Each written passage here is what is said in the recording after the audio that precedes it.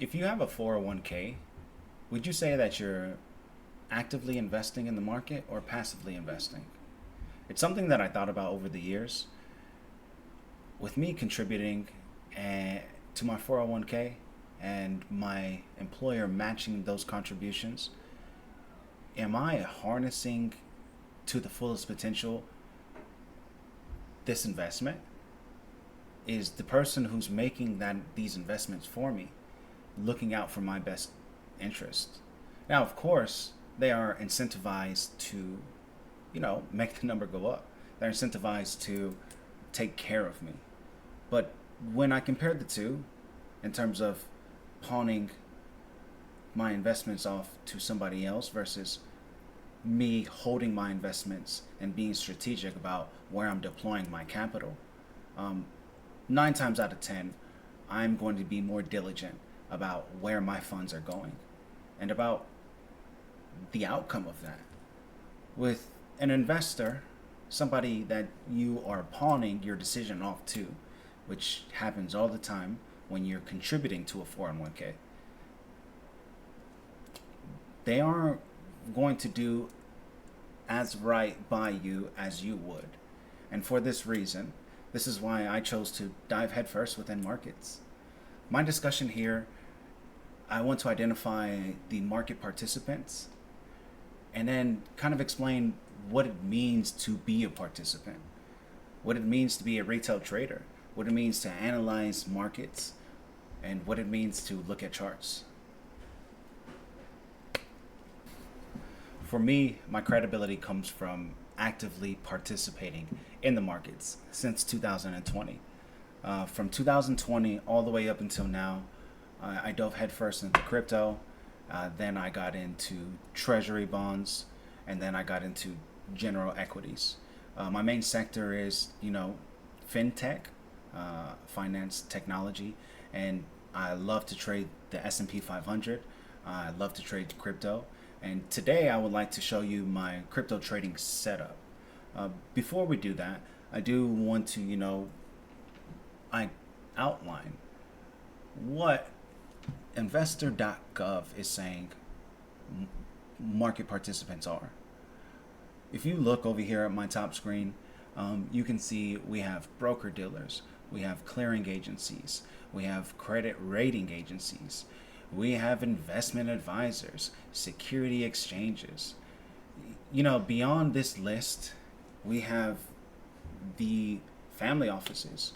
We have the investors who are, gambling, who don't know what they're doing in the market. We have the investors who are investing for their friends and family. We have the big players, the big firms. There are so many different identified participants, and what it means to participate in the market is to be active. With that, we will then, of course, go to the bottom screen here. In Investotopia, they're telling us active versus passive investing, and they're giving us an overview.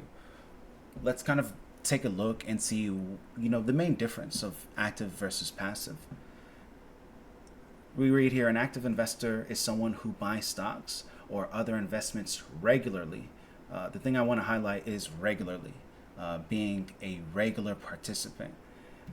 A passive investor rarely buys individual investments, preferring to hold an investment over a long period of time, or purchases shares of mutual exchange or exchange traded funds.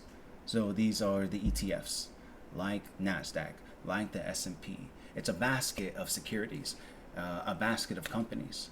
And this is exactly what happens when you are passively investing in your 401k.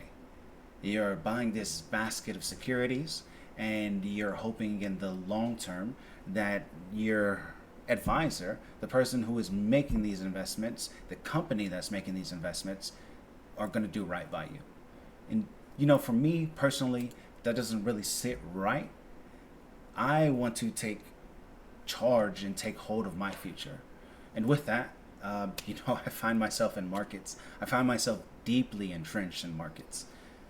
And, I would like to show you my crypto setup. I trade crypto, I trade equities, I trade T-bills. treasury bills. What I want to show you is kind of, what I'm looking at, how I'm interacting with the market, and, what it means to participate. If I'm going to be trading, I need to be informed.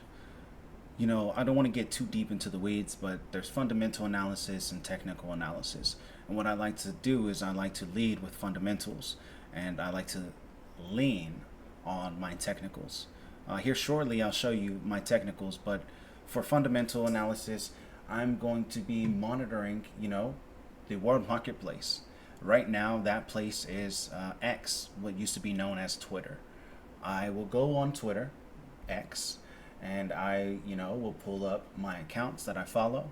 And I don't know if you've seen when I've been talking, but it's just constantly updating. As you can see here, I'm constantly being inundated with market analysis from other participants. I'm constantly being inundated with market news. And I use these as fundamentals to kind of gauge what I want to do technically. And, in order to have any kind of trading, in order to participate at all, you have to have a broker.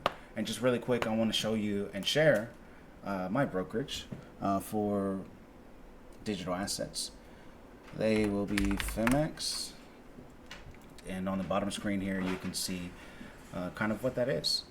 Of course, if you would like to participate, I would, definitely recommend some starting places. I wouldn't recommend crypto making your first investment. This is highly volatile, and a lot of the participants here are just gambling. If I was to recommend anything, I would recommend buying your first stock. You have an Apple iPhone, make an investment in Apple. If you like, watching Lenovo TVs, you like their products, make an investment in that. There's so many different companies that you can create stake in, and so many companies that will pay you quarterly dividends for owning a share of that company. But I digress. For the sake of our time here, I want to show you what my charts look like. I want to show you how I'm analyzing markets. So let's say I'm trading Bitcoin. I want to get the drop on Bitcoin. I want to have an idea of which direction I'm going to trade. I'm getting started for the morning, if you will. What I'm going to come over here and do is I'm going to look at, the market. I'm going to look at the town square, the fundamentals of what's going on. And usually when market opens, you are going to have this rapidly moving. And so for that reason, I would open up, you can come down here, open up new columns and follow specific pages. I have specific accounts that just generate market news every second. It's pretty fascinating. What I'll come over here is I'll look at the market breadth. This is, these are ETFs, the basket of companies that we were talking about earlier. These ETFs, they give me an idea of what the market's doing for the week, for the day, for the intraday. I'm an intraday trader. I trade intraday. I don't trade, beyond 24 hours. Intraday is exactly what that means. It is within the day, and you have swing traders who make trades once a week, maybe once a month. That comes back to participation. As long as you are actively analyzing fundamental analysis or technical analysis, and you're active at least once a month, once every 2 months, I would consider yourself a market participant. It's the passive investing that we want to look at and that we want to pay attention to and say, if I'm giving this sovereignty over to somebody else, are they going to take care of me? So just so we can, kind of get to some type of conclusion here, because I can talk all day about markets, I want to show you kind of some of the stuff that I'm looking at, some correlations that I'm looking at, and to not get too deep in the weeds, let's just keep it very high level. This right here is two separate charts of Bitcoin. Right here is going to be my volume indicators. They give me an idea of, how much volume, how many participants are interacting with the asset. Down here, we have long-term movements. We have my macro movements. This is some analysis that I've made about Bitcoin halving, and it's my own market analysis. I would love to, dive deeper into this and share my analysis, but